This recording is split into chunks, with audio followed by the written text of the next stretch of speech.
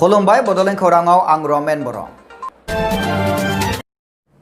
BTR गोरोबथाखौ हेंथा होनाय माने BTR आव थानाय 35 लाख रायजो राजाफोरनि जौगानायखौ हेंथा होनाय।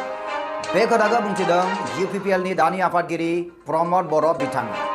गतिके BTR চুক্তি বিৰোধিতা কৰা মানে BTR অঞ্চলত বসবাস কৰা 35 লাখ মানুহৰ উন্নতিটো বিৰোধী কৰা। थांनाय 14 अक्ट'बर खालाराव क'क्राझार जिल्लानि 5 नं सराइबिल बियाबनि सिङाव थानाय हुदुमखाथा प्राइमारिनि बानजायनायाव 2 नं हुदुमखाथायाव मोनसे UPPL दोलोनि बिसायख'थि मेल जानानै थाङो।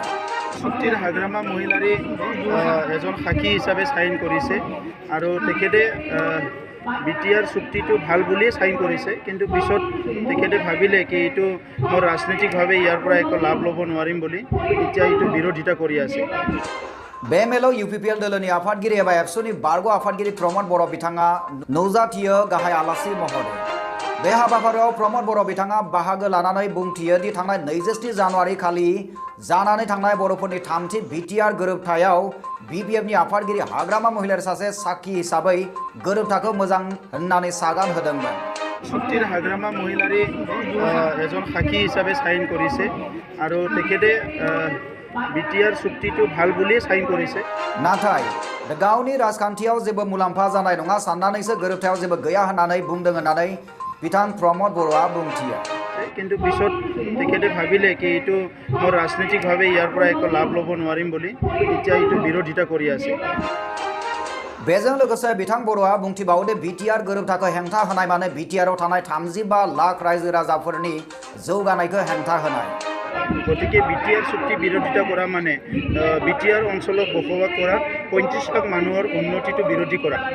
बेनि अनगायैबो बिथाङा बुंथियो दि BTC आव जेसेबां जाख्ल'नाय जादों बेखौ नायबिजिरगासिनो, बेनि थाखाय हाग्रामा महिलारिजों लोगोसे गासैबो जेल जानांगोन होननानै बिथाङा बुंथिदों।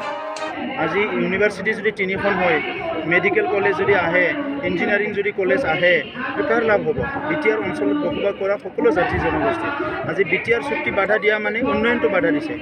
নাই সঁহাৰি আছে, আইনেতো কাম নিজৰ কামটো কৰিবই, আজি নহয় কালি কৰিব। আজি BPF-এ ষ্টেট গভৰ্ণমেণ্টৰ এলায়েন্সত আছে, সেইকাৰণে একশ্যন লিয়াবিলাক শ্ল' হৈছে। কিন্তু যিটো দুৰ্নীতি কৰি পেলাই আজি ভাৰতত কোনো সাৰি যোৱা নাই। চিদাম্বৰমৰ নিচিনা এটা পাৱাৰফুল মন্ত্ৰী মানে জেলত যাব লগা হৈছে। গতিকে BPF-ৰ যিসকলে দুৰ্নীতি কৰিছে, হাগ্ৰামা মহিলাৰিকে আদি কৰি তেখেতসকলে এই দুৰ্নীতিৰ নামত জেলত যাব লাগিব, এইটো চিয়'ৰ। हाग्रामा महिलारि बिथां आरो लोगोसे BPFनि आद्रा थानाय दैदेनगिरि बिथांमोना जेल जानो नांगोन ना नाङा बेखौ समाजो खोन्थासिगोन। गसाइगावनिफ्राय बिलिजित नार्जारिनि रिपर्ट बड'लेण्ड खौरां। 16 नभेम्बर थामहिनबा बर' थुनलाइ सान। बे साना दिनैनिफ्राय लानानै गेजेराव मास मोनसे दंबावो। बे मास मोनसे थानाय समावनो आसामनि दाब दाब जायगायाव 16 नभेम्बरखौ फालिनो थाखाय थागथियारि जानायखौ नुनो मोननाय जासै।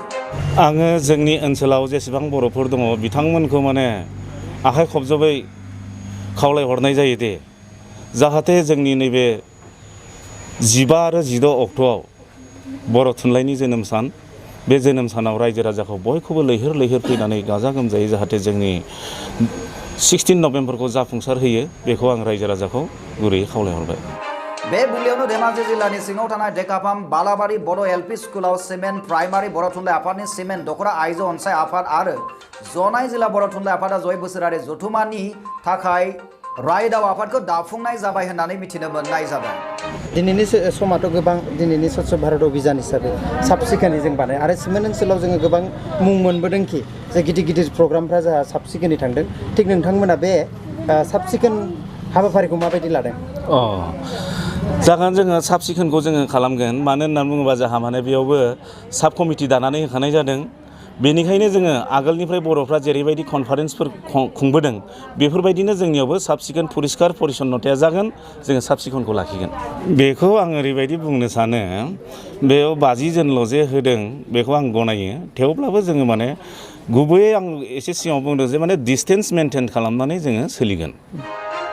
बे रायदाव आफादखौ दाफुंनाय जायो थांनाय 14 अक्ट'बर खालाराव मोनसे जथुमनि गेजेरजों। जोंनावथ' बे बर' थुनलाइ आफादाव कनफारेन्स खुंनायाव 50 जनजों जेबो जाया। बेनिखायनो जोङो डिसटेन्स पालन खालामगोन, मास्क माबा खालामगोन, बेफोरखौ लानानै जोङो माने अफिसनि मानसिफोरजों मोजाङै सावरायनानै जों माबायदि माबायाव पर्यायाव लाबोनो हायो बेखौ सावरायनानै जों मख'नाय बे मेलखौ सिमेन्ट प्राइमारि बर' थुनलाइ आफादनि मुस्लिम मंगलसिं मोसाहारि आफादगिरि मुस्लिम मनुज बसुमतारी आइजो अनसाय आफादनि मुस्लिमा सबिता बसुमतारी मुस्लिमा माधुरी बसुमतारी आरो जनाय जिल्ला बर' थुनलाइ आफादनि मुस्रि सनेश्वर बसुमतारी बिथांमोननि दैदेननायाव देखाफाम पन्चायतनि सिङाव थानाय गं 19टा गामिनि रायजो राजाफोरजों लोगोसे गोरोंसा सुबुंफोरखौ लानानै गासैबो साब कमिटिखौ दाफुंनाय जायो होननानै मिथिनो मोननाय जादों। जिहेतु हर थागोन हिसाबै बे हर थानायफोराव माबा मोनसे उसुबिदा फैनो हागौ? उसुबिदा गैया जोंनियाव माने जोङो माने दिनै दानायनिफ्रायनो जोङो सिन्था खालामदों जे जोंनियाव देखाफाम ओनसोलाव दङ जे माने जोङो माखासे न'फोर एसे सिगांसो सावरायनाय जादों माबायदि जायगायाव दोननाय जागोन बिथांमोनखौबो जोङो थानाय जानायखौबो जोङो माने डिसिप्लिनै आरो माने ससियेल डिस्टेन्सखौ लाखिनानै जोङो बेयावबो दोननाय जागोन बिथांमोनखौ। बेनिफ्राय मिन्थिना मोनो जे आसामनि दाब दाब जायगायाव एबा बिटिआरनि बायजोआवबो बे 16 नभेम्बरखौ फालिनो थाखाय बयबो साखाफारा जानायखौ मिन्थिनो मोननाय जादों। नोंथांनिफ्राय जिहेतु बे ओनसोलनि रायजो राजाफोरखौ माबायदि बाहागो लागोन थाखाय खावलायदा? बाहागोआ जोंना लागोन मानो होननानै बुङोब्ला जों माने आगोलावनो दिनै कमिटि दायैनि सिगांनो जोङो गामि गामि एवारनेस खालामखादों। जोङो गामि गंफ्रोमबो गामिनि मानसिफ्रा जाहाथे बेयाव बाहागो लाफैयो बेखौ खावलायखानाय आरो आंहा फोथायनाय दङ। मानो होननानै बुङोब्ला माने बुंनो थाङोब्ला जोंनो नै दा देखाफाम ओनसोलाव जोंनो सालायबाय थानाय बायदि जादों आरो सालायगासिनोबो दङ। बेनिखायनो आंहा फोथायनाय दं जे माने गामिनि रायजो राजाफ्रा मोजाङै बाहागो लागोन। धेमाजिनिफ्राय प्रदीप गयारिनि रिपर्ट बड'लेण्ड खौरां। नै देखाफाम बालाबारि बड' एलपि स्कुलाव जिहेतु सिमेन्ट प्राइमारि बर' थुनलाइ आफादा मोनसे बोसोरारि जथुम्मा 16 नभेम्बर बेयाव बिथांमोननि जे बोसोरारि जथुम्माखौ आरसि कमिटि दाफुंबाय। बेनि गेजेरजों नोंथांमोनाबो बोसोरारि जथुम्माखौ लाफानो सानदों। बेनि गेजेरजों दिनै जोंनि सिमेन्ट दख'रा दुलाराय बर' आइजो अनसाय आफादनि जानानै रायजोफोरनिसिम मा बुंहरनो सानो? गिबियावनो गासिबो रादाबगिरिफोरनिसिम आंनि खुलुमनायखौ जासिग्रोबाय। जोंनि सिमेन्ट दख'रा दुलाराय बर' आइजो अनसाय आफादा फैबाय थानाय बर' थुनलाइ 16 नभेम्बर जोनोम सान फालिनायजों लोगोसे सिमेन्ट गुदि प्राइमारि बर' साहित्य सभाजों लोगोसे आरो जिल्ला साहित्य सभाजों लोगोसे जोंबो सिमेन्ट दख'रा दुलाराय आइजो बर' अनसाय आफादा खुंफानो लादों। बेवहाय जोंहा गोबां मावनांगौ हाबाफारि दंमोन आइजो हिसाबै। बेखौ जोङो माखासे समफ्राव समनि आंखाल रां राहानि आंखालाव जोङो माखासे खामानि जि सांग्रांथि मेल जों बायदिसिना माने मेलफोर खुंफुंनानै होनांगौमोन बा गेजेर गेजेर गामि ओनसोलफोराव थांनानै जोङो सांग्रांथि मेल लाहैनांगौमोन। जिहेतु देरबोबाय थानाय गथ'फोरनि सायाव जोङो सांग्रांथि मेल लानांगौमोन। बेफोरखौ जोङो माखासे समनि आंखालाव जों लानानै होनो हायाखै। बिनि थाखायनो जोङो नैबे दिनै देखाफाम बालाबारि गुदि एलपि स्कुलाव गुदि बर' साहित्य सभाजों लाफानानै जों जिहेतु रिसेपसन कमिटि दाबाय। बे रिसेपसन कमिटि दाफानायाव जोंबो बाहागो लाफानानै बिथांमोनजोंनो जोङो बे सिमेन्ट दख'रा दुलाराय बर' आइजो अनसायखौ आफादखौ खुंफुंनो हालांथोंखौ जों आसा खालामनानै आरो जाहाथे जोङो बै समफ्राव जोङो माखासे जिबायदि मेल लानांगौमोन जिबायदि सांग्रांथि होनांगौमोन बेखौ लानो हाफुङैनि थाखाय जोङो बे मेलनि गेजेरजोंनो जोङो बै फैबाय थानाय 15 आरो 16 बे 15 खालि जोङो बेयाव जोङो माखासे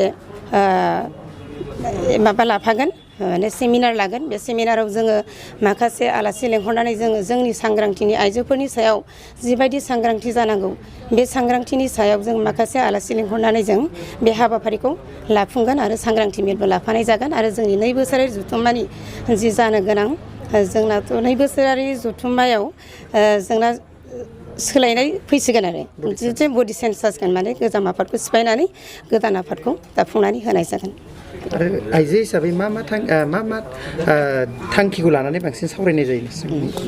ओरैनोथ' जोङो आइजो हिसाबैथ' जोंना मावफुंनांगौआथ' सावरायनांगौआथ' गोबां दङ।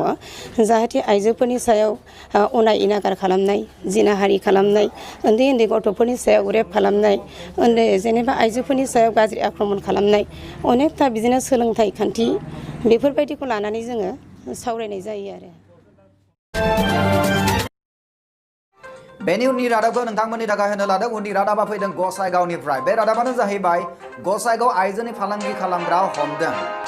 थांनाय 14 अक्ट'बर खालार खालिनि बेलासिनि 6 रिंगासोआव क'क्राझार जिल्लानि गसाइगावनि 33 नं राजा लामानि नागा चेकिंआव गसाइगाव पुलिसफोरनि सिग्रोमनायाव गंसे स्कर्पिय' BR11 PB 2156 नम्बरनि गारिजों मेघालयनिफ्राय बिहारसिम थांनो नागिरनाय गारि हमनो मोनो होननानै मिथिनो मोननाय जादों।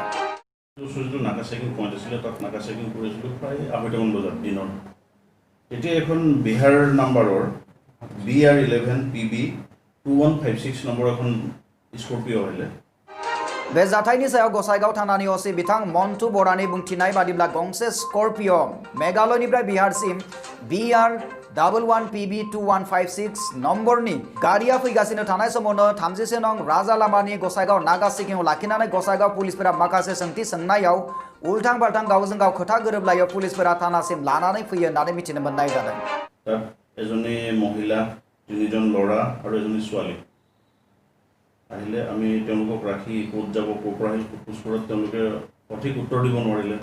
4জনৰ কথা নিমিলে, কোনেও কাৰো নাম নাজানে, কোনেও কাৰো এড্ৰেছ নাজানে। যেতিয়া কথাৰ বিসংগতি দেখিলোঁ তাৰপিছত আমি তেওঁলোকক থানালৈ লৈ আহিলোঁ। सोंथि सोंनानै मोनथिनो मोनो मेघालयनिफ्राय सासे राभा आइजोखौ बिहारसिम लांखारनो नागिरदोंमोन। থানালৈ লৈ অহাৰ পিছত ভালকৈ সোধপোছৰি গম পালোঁ যে এজনী ছোৱালী ভিক্টিম মানে অৰুণ ৰাভাৰ ছোৱালী মৌচুমী নামৰ ছোৱালীজনীক লৈ আহিছে মেঘালয়ৰ পৰা।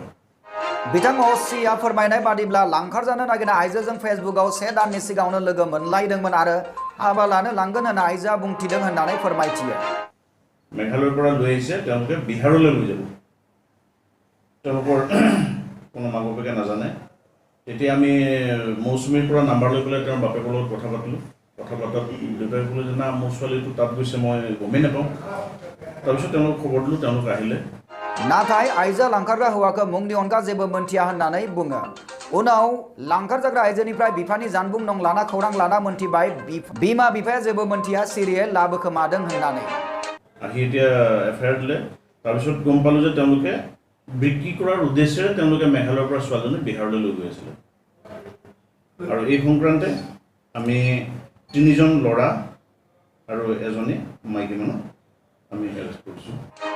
लांखारग्रा सुबुंफोरा गासै 4, 3 हौवासा आरो सासे हिनजावसा।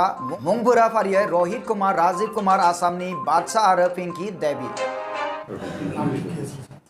নামকেইটা আছিলে ৰোহিত কুমাৰ, ৰাজীৱ কুমাৰ,